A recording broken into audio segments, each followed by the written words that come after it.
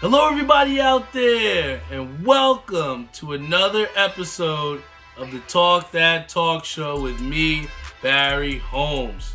We are here for another episode, 186? Actually we're at 187 tonight here at the Talk That Talk Show, and like I said, it just never feels old. I just love coming here on the show here on a Friday night, seeing my boy Jeff Farrell on the Instagram Live.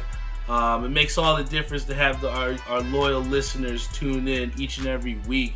It was a great day. A lot of the times when it's been coming down to recording, whether it be on Friday, Saturday, or Sunday, just adjusting with living life and trying to give 110% in multiple places.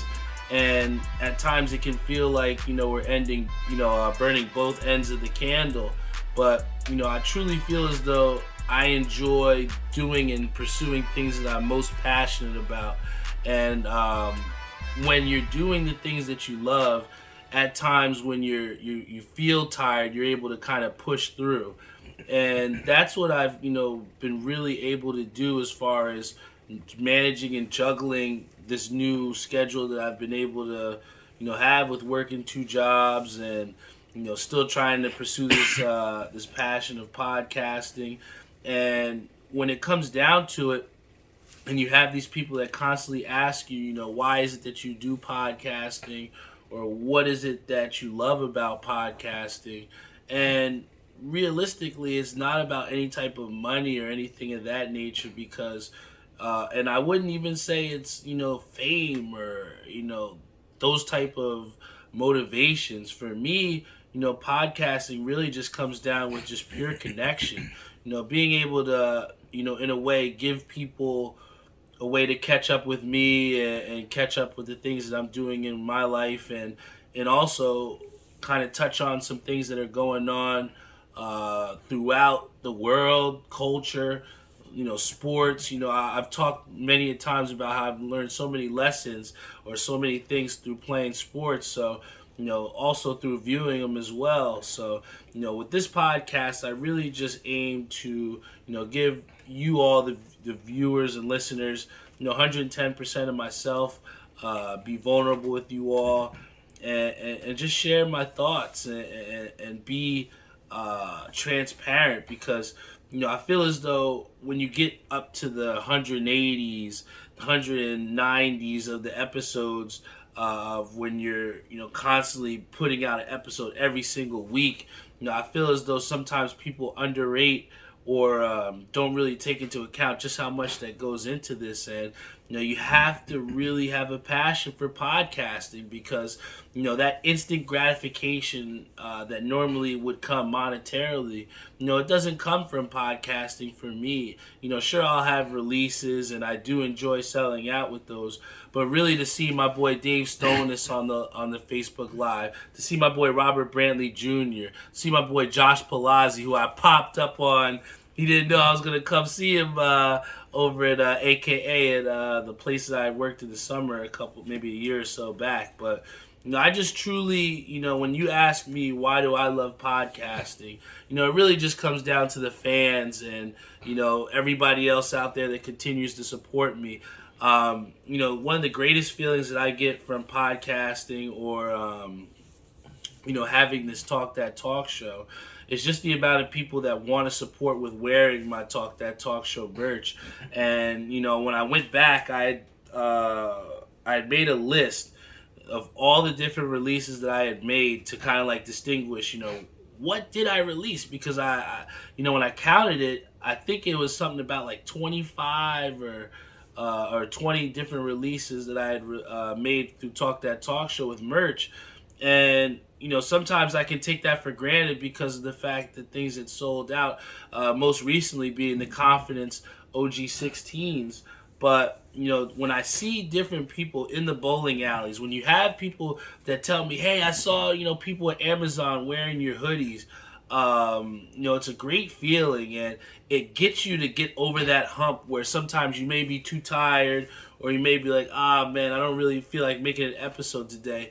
But to know people hold you accountable, like my boy Say, he's a big time friend of mine, and he's someone who always holds me accountable of saying, yo, when's the episode? Did you let people know when it is going to be? And it's those type of people that you got to keep around you. And I think that's a great segue because one of the things I use, my friend group, we have like a little, we call it the old ass Edison heads, but we have like a little group chat on Instagram. And, you know, a lot of times through there, we'll talk about whatever's going on. My boy Ishabad Crane's a part of it. Big shout out to him. But, you know, I've kind of used it to, you know, kind of see what people want me to talk about on the show and, you know, see what topics people really want to hear about. So big shout out to my boy Dutch because he actually, you know, talked to me and asked me to talk about Gunna and the whole situation about snitching and, you know, what do I feel about that. And I feel as though I didn't even need to read what happened to know, you know, the whole situation with Gunna and snitching because, you know, it seems like a different rapper, same story. But when it comes down to snitching, the main thing that people always ask is, you know, what would you do if you were in their shoes? Like, if you were in their shoes and you were in that situation, what would you do? And when we heard that when we were younger, it seemed like the cliche answer to really be, you know, I wouldn't be in that situation, right? And I think it really comes down to the importance of good decision making. You know, I feel like I made so many mistakes in my, you know, prior, you know, being younger. And that's what, you know, being younger is for. But when you get to the age of the 30s and, you know, the late 30s, early 40s, you know, you don't really have that time, per se, to make the same mistakes that you made when you were younger. And it was funny because I think Theo had posted something on Facebook, and it was one of the old videos from Viceland where the old dude, not old dude, but he was like a fairly older guy, and he wanted to join the Crips or whatever, and they jumped him in, and it was a funny video to us, but it was sad because this guy went to that extreme of trying to get jumped in on a documentary just for some fake love, man. And it really just shows the importance of just what negatively can happen when you have the wrong influences around you. So someone like Gunna, you know, who very well could have been doing whatever they accuse him of doing or whatever, but, you know, the bottom line that comes down to it is when you profess yourself as this gangster, you know, no snitching type dude, and you backtrack and you're now out there as a rat, you know, it's just not something that you want to be a part of or have your name tied to. And I think Wavy Davies on here, Dave Stolen this on Facebook, and I'm sure he can attest to this too. When we were in college, I won't say any names, Dave, but when we were in college, there was a certain guy that was in the fraternity AXP that he wound up snitching on his own fraternity brother. Somebody he lived with. We don't have to say his name, but if you know, you know. And he was very ostracized within the community at our school. And he was pretty much blackballed, man. And that really wasn't like obviously a, you know, death or anything like that, because there are huge consequences for snitching. But, you know, to get blackballed like that guy did, I mean, he might as well have, you know. It was the way he was treated afterwards, you know, justifiably so when you snitch like that. But, you know, ultimately, snitching really, the big premise of why it's just so terrible is because if you're man enough to do the action, or if you're man enough to do the things that can get you into those certain situations, you got to be man enough to take it yourself. When you're snitching, you're literally taking someone else down who didn't make a mistake, but you're bringing them down to get yourself out of trouble.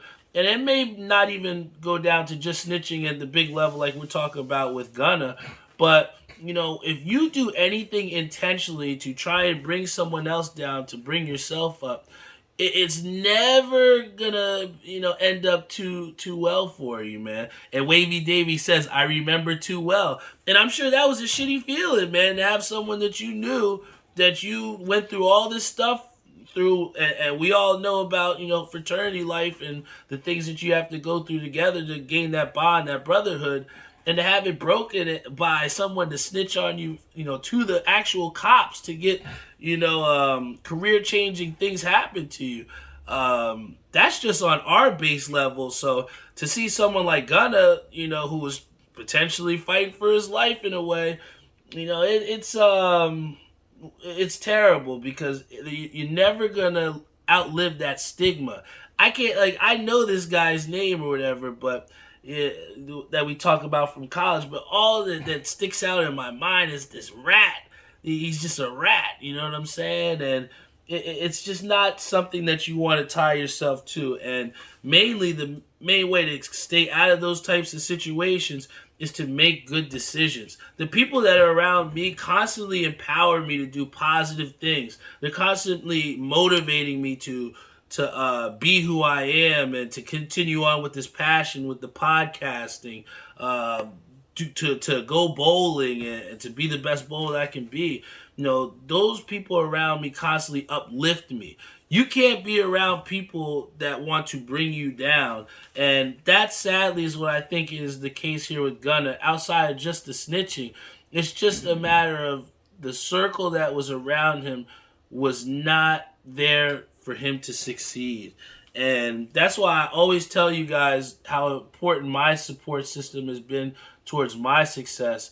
And the best way to kind of stay out of those situations where you kind of might want to put somebody or talk about throwing them under the rug, it's never something that you want to have, attached to your character. You got to be able to stand on your own 10 toes and take whatever comes to you, because if you can't, then what do you have to stand for, and who would stand for you, right?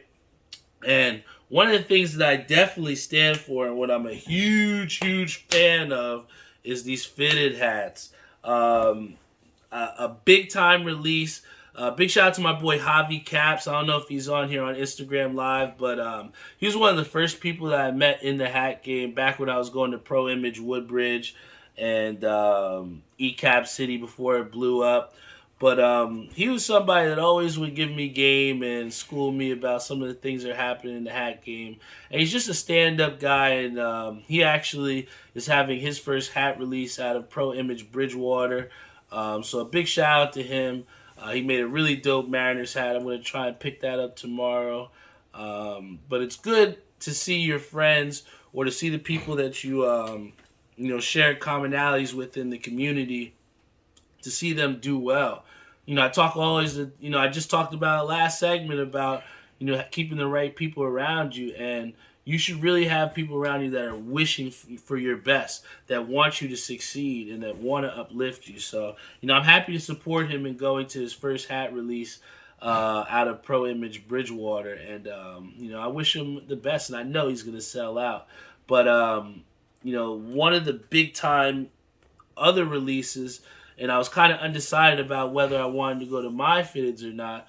But 718's finest creator, Tyler, manager over at Hat Club NoHo, he's going to be releasing his Mr. Met hat that I'm pretty interested in. It's going to be a really dope Biggie Smalls hook to it. Mr. Met logo is starting to really get some play. And now that 60th anniversary patch is released, starting to see a lot of different creators utilize it. But Hat Club, one of the releases that they just had this past week was they went into the vault. And we've talked about it before about how we feel about maybe Hat Club, going out of the direction of going towards new designs and kind of going into the vault and giving people that chance to get certain releases that they didn't have a chance at. And this hat was something that released last February to start the year 2021. And it was a really dope hat. And this was the watermelon hat. The watermelon pack is actually going to be dropping. I think it dropped either Friday or Thursday. But this hat right here was one of the last pre-orders that we had from Hat Club of like the glory days of where you could really eat up on the pre-orders. And this one is mine, like I said, after the watermelon, we got the front Mets hat, red undervisor, the OG Hat Club pin here. And, that watermelon hat is definitely one that I was hyped to catch on the first run. Big, good luck to all the people out there that are going to be trying to scoop that up. But I got my hands on this new hat. This one's actually, I can't say officially when it's going to shock drop. I don't want to get in trouble. My big boy, Koo, he hooked me up with this hat. I know it's going to, give some panic out there. I kind of previewed it on my Catmaster B account earlier. But this Houston Astros is going to send shockwaves. I'm telling you, if you're not following ECAP City, follow my boy Koo, turn your notifications on, because this one right here is absolute fire. I've told you before about how the metallic threading is going to be out of, they're going to outlaw it soon. But, to see the glow on this, and then also to have a corduroy brim, gray undervisor, stone crown, flat batterman, it's definitely going to be one that you want to go out for. My boy Ish says, oh my God, that's hard. It really is, man. That tricolor, we've kind of seen that first with Russet Sunset over at My Fitteds. But to see other places start to combine different things that other designers have done to make their own, to throw a corduroy brim on this, turn your notifications on for ECAP City. I don't want to tell you, but this weekend you might want to put it on, because that metallic thread, and he says the Minute Maid side patch, super fire, man.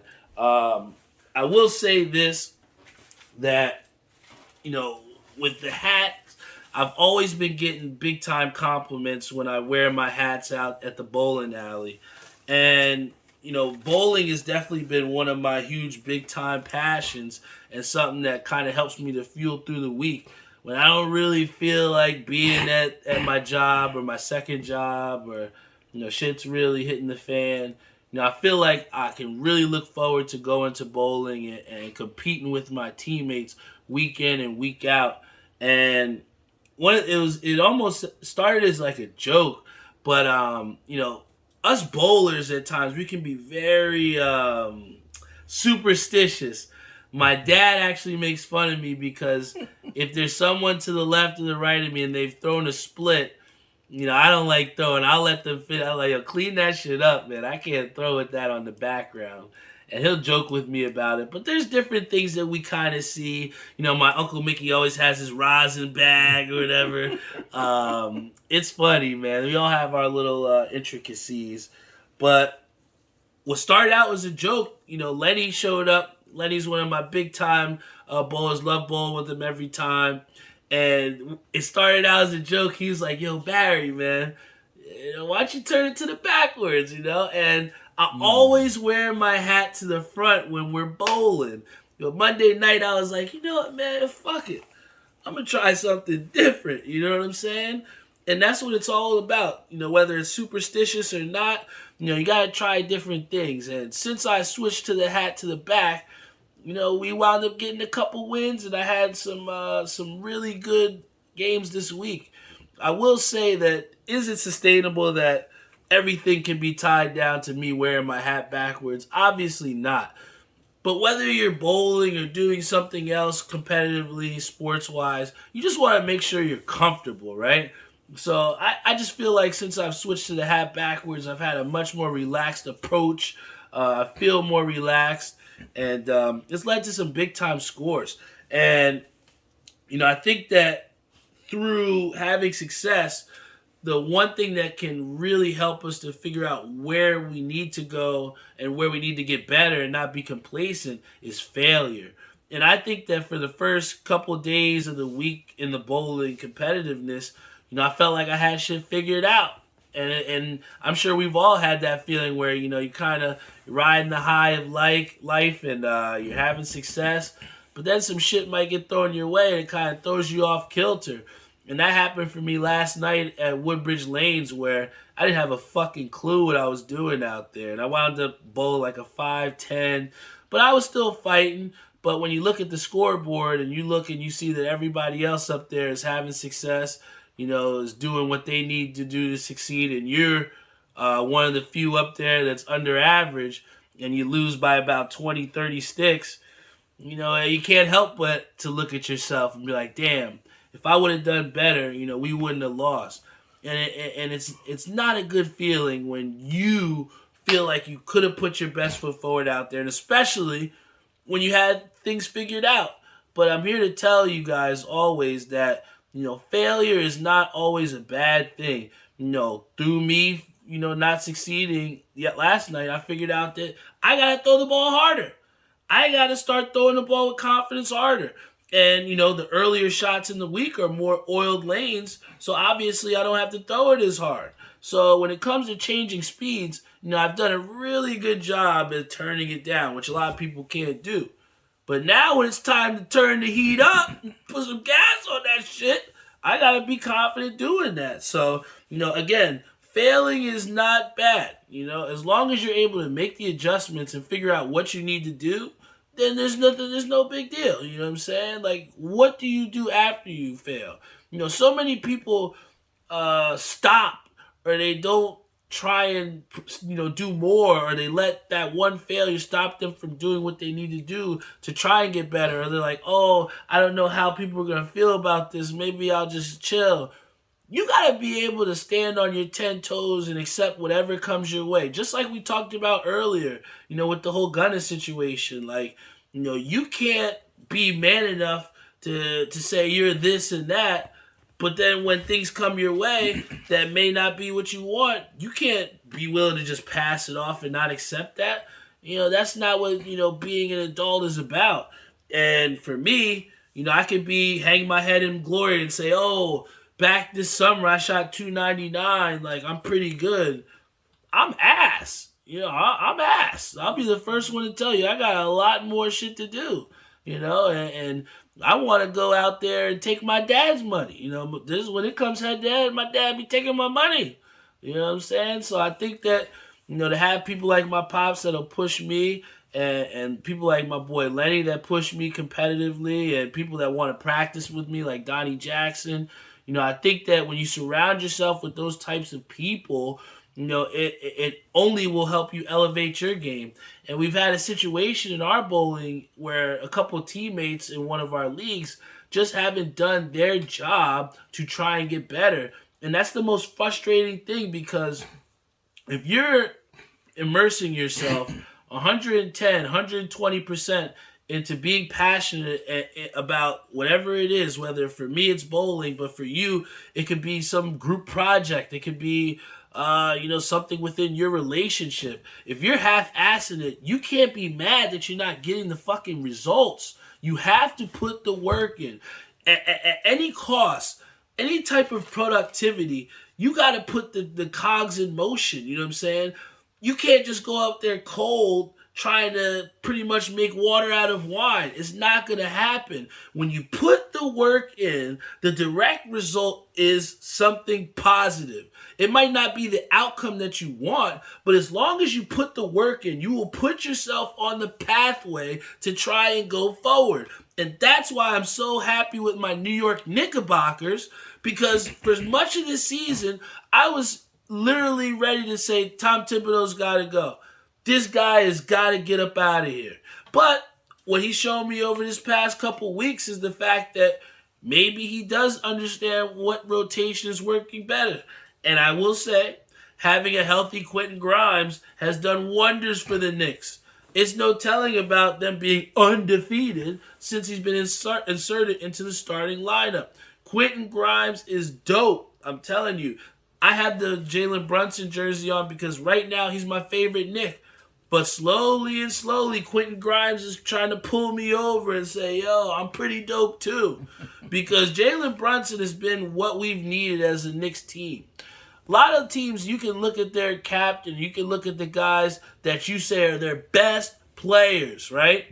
And if they're people that don't really have the character of winners, then you're going to see what the ripple effect is for those teammates around them. And what I've seen from Jalen Brunson is I've seen a guy of instant accountability. And when you're in a team sport, whether at the professional level or the amateur level like we are in bowling, if you have people that you wear the same jersey as, but also share the same accountability, then it makes it so much easier to have success together. Yo, my dad had me geeking earlier because he had said something funny, but really he came down to it and he wasn't wrong. My dad said, when it comes down to it, this certain person may have the same mentality as us, but they may not have the same ability as us. And if you don't have the same ability, it's on you to take the accountability to then up your game, to up yourself to be competitive. And that's what the Knicks have done. They've upped their game. They're on a 5-game win streak. We got my boy Quentin Grimes, who's been healthy. McBride's been sprinkled in here and there. And what you see now is a completely different Knicks team with confidence. I just put confidence on a t-shirt, right? So that should tell you just how important it is to play with confidence. It takes confidence to come up here and really deliver you guys a high-quality episode and talk to nobody. I'm talking to you guys on the stream here, but I don't got somebody to bop off with pause.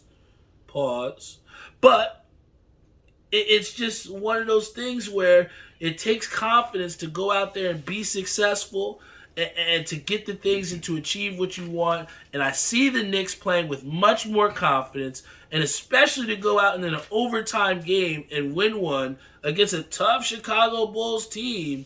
It's really, really hard, man. I liking what I'm seeing from the Knicks. I think it's going to be a great, great time to be a Knicks fan. We got a lot of great things to look forward to. And, I think the biggest Christmas wish I can ask for, and I hope my boy Jeffrey's listening. Please, Santa, all I want for Christmas is to beat the Brooklyn Nets next year. That's all I want to do. All right, I'm tired of Jeff saying we can't beat the Nets. Beat the brakes off. How good are we? Let's see if we can beat the Nets, right? And then also, my boy Ish says it's going to be a great time to be a Mets fan. For sure, for sure. The last thing I want to talk about before I get off the air here, because, I do want to enjoy my Friday. I know you all want to enjoy your Friday, but we have the holidays that are coming up. I think it's super important to just remember gift giving shouldn't feel like a burden. All right? And I want to say that clearly. Gift giving should not feel like a burden because, when you don't come from a place of love and a place of genuineness, right? Then, the gift or sending or giving gifts, it just doesn't seem right. You know what I mean? So, for me personally, I think that I'm one of those people that I really enjoy the face or the look on people's faces when you get something that they really want, right? I don't want to just get something for someone that they're just going to throw away as soon as I get out, or they don't see me. So, I really just look to see what is it that someone likes, and there's no shame in asking, hey, what do you like? And I think a great thing is also asking, what do you need? I think, a lot of times, especially when budgeting, we might put off things that we really might need for things that take higher importance, right? So, when asking, why not ask somebody, hey, what do you need this year? Is there anything that you're really looking for? And really giving them something that they want, as opposed to, getting someone what you might think they want, that they don't end up liking it, and then, nobody wants to feel that way. Nobody wants to be the person that, doesn't feel like or not appreciative of the gesture, right? So, when it comes down to it, as long as you're coming from a place of love, you're coming from a place of appreciation, and you're really taking the time to find out what people like, find out exactly what they like, but at the same time, give a little mystery to it too. Just because someone likes sneakers doesn't mean you got to get them that exact sneaker. Get them something else. Or if you see someone that likes candles, you don't exactly have to get them a Yankee candle. There's plenty of other candles out there, right? So, just really have fun with it. That's, I think, the biggest thing. When I went with Doc and we went Christmas shopping last year. I was like, she was actually making a joke because she was like, I think you're having more fun getting gifts from people than anybody I've ever seen. And I was literally smiling, laughing. I think I might have held her hand a little bit one time. I don't do that shit. But, when you're happy, that's the way giving is supposed to feel, right? You're supposed to feel that way. So, when coming down to Christmas shopping, you should try and have fun with it, man. It shouldn't feel like a burden. You should feel like, hey, I'm happy that I'm getting this for. They're really going to love this. My mom's favorite phrase, you're going to die when you see this. Like, can you imagine getting something so dope you really pass out, man? I want to see that type of joy, right? But ultimately, to make it, not feel so much as a burden, try and set a realistic budget, right? Set a budget and stick to it. I think a lot of times, we don't want to, swamp ourselves with debt or get ourselves in positions financially that put us in a detriment for, weeks and months of trying to recover, because that type of feeling is not a good feeling. So as long as you're giving with a realistic budget, you're happy what you think the person's going to get, and you've taken the time to not just get some dinky thing that's on the clearance rack. Really take the time to go out there and give with love. You know what I'm saying? Give something that you will feel happy to receive with yourself. And, ultimately the whole point of giving is to show appreciation. And, that's what it's all about, man. I really enjoy this time of year. I really enjoy putting a smile on faces of people that I care the most about. And I think that, for people, whether you celebrate Christmas or not, it's definitely a great time around the holidays to spend time with family and, share that type of giving with people and share special times, man. I really do enjoy the holidays. I think I might have to break out my holiday sweater next episode, go back in the vault. But it's a great time. We should be really happy.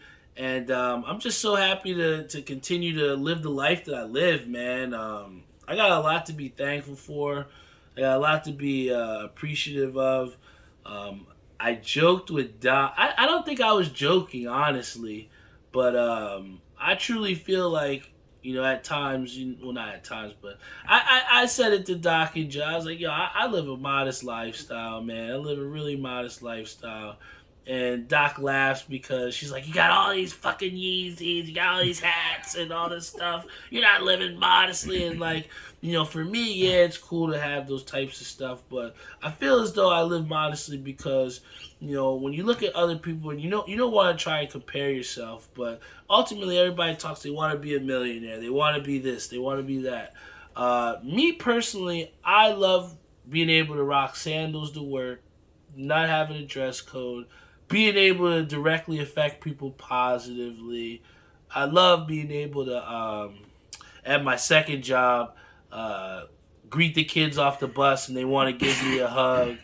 And I joked with Corey, which is my manager, and I said, that hug right there, that was worth $15 because I don't really get paid that much to be there by the hour. So for me, it's not the money when it comes down to that job. It's more of, it's a little extra. But I feel as though, for a lot of kids, they really need someone to be able to look up to. And, through this podcast, I am able to stay vulnerable and, share with you all who I am. But, I truly do believe in being the change that you want to see. So, if I can go out there and affect people's life positively, put a smile on their face, give them a how you doing, give them a, happy Friday at the job, then that's all that matters, man. Because, you can have people that have millions of dollars that still kill themselves every day. Because at the end of the day, money doesn't equal happiness.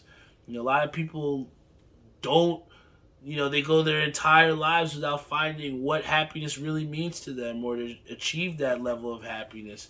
And I say I live a modest lifestyle because I have a podcast that we don't have 1 million subscribers. You know, we don't have 1 million downloads. We don't have Joe Rogan type studio. I'm in my fucking living room, you know. I just appreciate being 100% myself and getting that intrinsic value of being able to be comfortable in my own skin and helping other people to be comfortable in their own skin too, and being able to have fun. You know, I think that it's really hard to live life. You know what I'm saying? It's hard. You know, life isn't easy, man, but you know, if I can help people to be a little, you know, put a smile on their face, if I can give you all a reason to be here on a Friday night, if I can give, you know, people that level of appreciation, then I feel like I've done well. And, you know, I think that especially around this time, you know, you have to really look within yourself too and kind of give a little litmus test and see how you're feeling, because right around the corner is 2023. And we always talk about, oh, what's your New Year's resolution and things of that nature, but you know, it might be a new year, but you don't want it to be a new year and you're the same person that you were last year.